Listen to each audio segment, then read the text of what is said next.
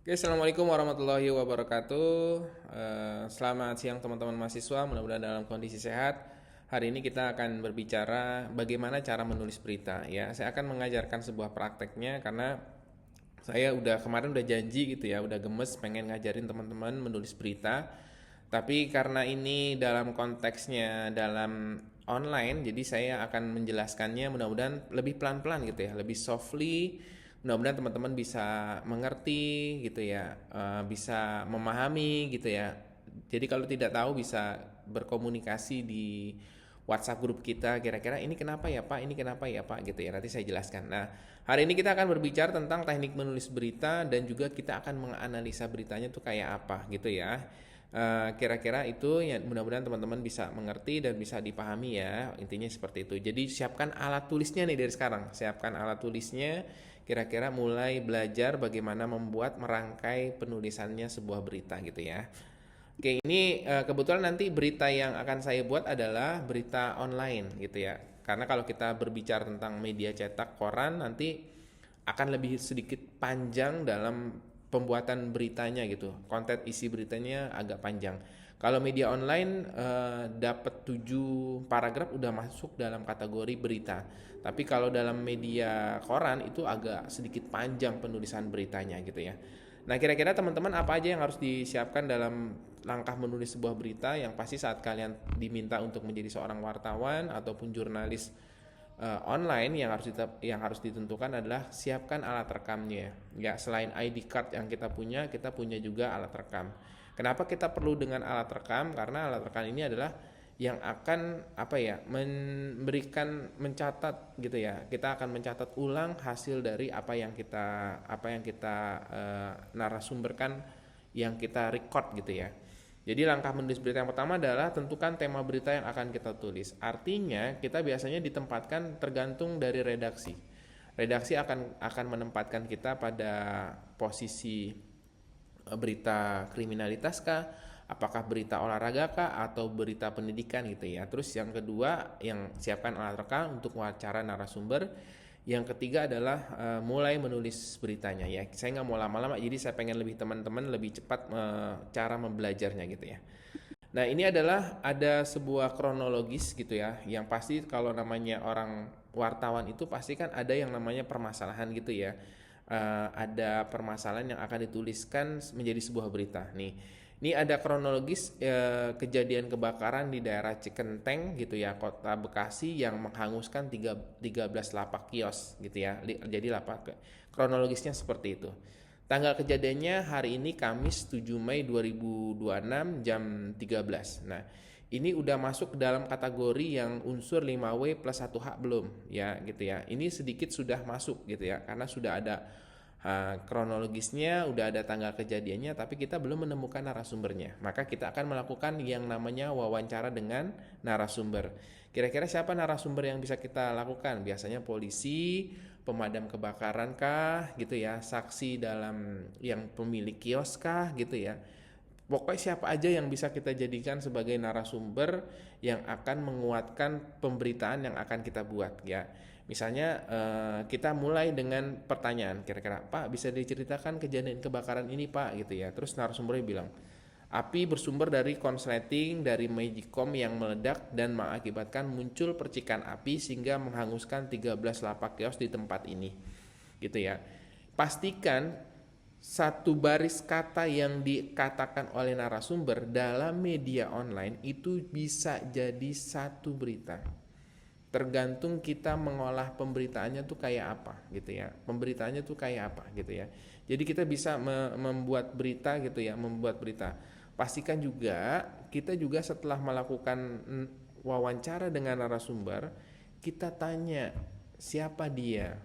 Yang terus nama, misalnya tanya, "Pak, Bapak namanya siapa?" Heri. Jangan mau kita cuma nama pendek doang.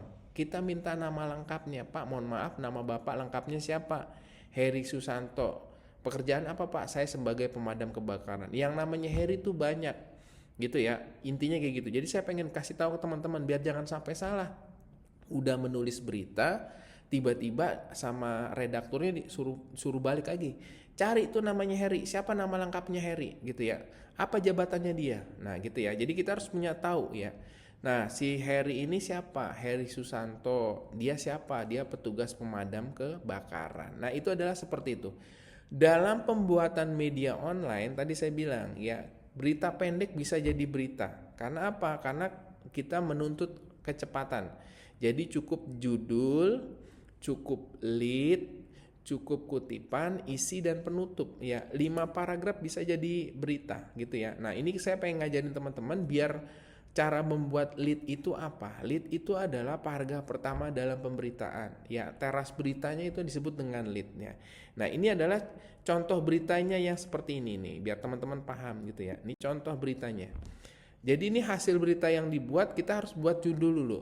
Buat judul itu adalah sesuatu hal yang menarik.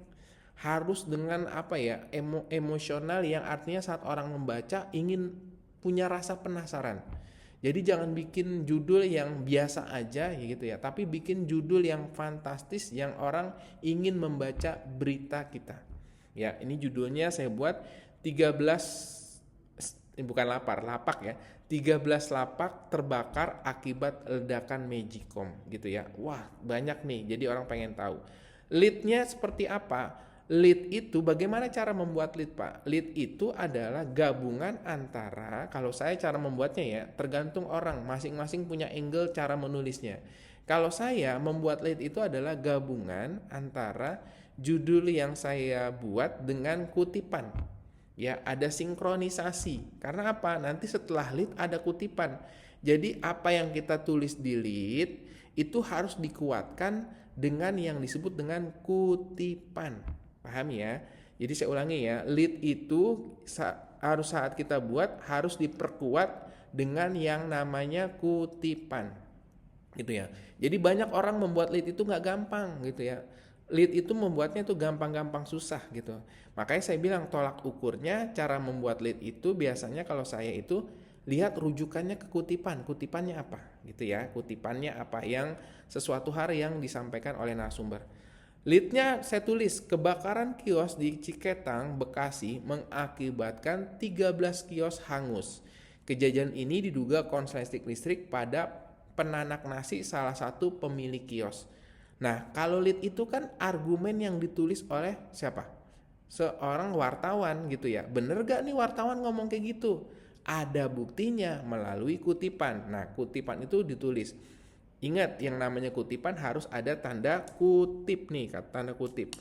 Konsleting dari Magicom yang meledak dan mengakibatkan munculnya percikan api sehingga menghanguskan 13 lapak kios di tempat ini. Nah, itu ya, itu namanya kutipan. Harus ada tanda kutipnya, ya. Jadi judul yang saya tulis 13 lapak terbakar akibat ledakan Magicom bukan kata saya, tapi kata si narasumber. Gitu ya. Nah, ingat dalam membuat kutipan juga harus ada tekniknya. Bukan hanya sekedar mengkutip, tetapi juga harus ada beberapa komponen. Apa komponennya? Komponen pertama ada tanda kutipnya. Yang kedua ada kata ujar. Ujar berarti yang mengatakan ya, ada ujar, ada ungkap gitu ya. Makanya saya merahin tuh ujar. Terus ada berikutnya ada namanya yang ngomong, ujar siapa? Yang ngomong siapa? Heri Susanto. Heri Susanto siapa? Dia adalah petugas pemadam kebakaran.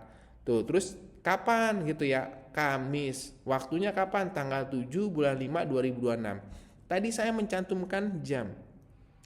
Ini biasanya pertanyaan jebakan. Biasanya saat saya mencantumkan soal ujian jam, itu mahasiswa kadang suka menulis. Padahal itu jebakan, itu nggak perlu ditulis.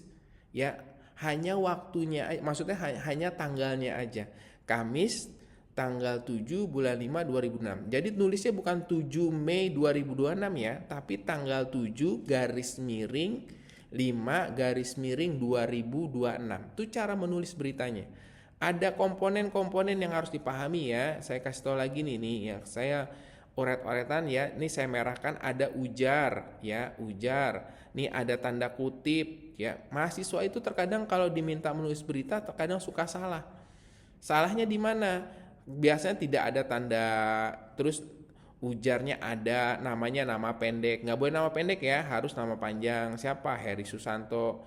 Siapa Heri Susanto? Kadang mahasiswa juga nggak menulis Heri Susanto doang, tanggalnya gitu ya. Heri Susanto siapa? Petugas pemadam kebakaran. Kapan? Hari Kamis tanggal 7 bulan 5 2026 ya. Itu harus lengkap. Lengkap ya. Ini yang disebut bahwa berita itu yang mengandung unsur 5W plus 1H. Gitu ya teman-teman semuanya ya. Kita pendek aja biar teman-teman biar paham. Nah, langkah berikutnya akan membuat isi berita dan penutup ya. Ini akan saya ulas pada materi berikutnya gitu ya. Minimal teman-teman kalau saya lihat saya kasih tugas menulis lead dan kutipan paham gitu ya, judul lead dan kutipan paham, baru kita ke sesi berikutnya gitu ya, pelan-pelan ya teman-teman biar semuanya paham. Itu aja, terima kasih, selamat siang, assalamualaikum warahmatullahi wabarakatuh.